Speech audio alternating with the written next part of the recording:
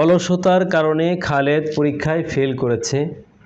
এই বাংলাটির আরবি অনেক শিক্ষার্থী এভাবে লিখে থাকে, নাতাজা মিনাল কাসালি আন্না খালিদান ফাশিলা ফিল ইমতিহান।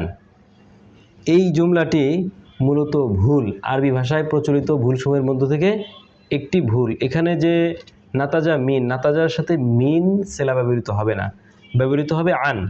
নাতাজা আনিল কাসালি আন্না খালিদান ফাশিলা ফিল ইমতিহান।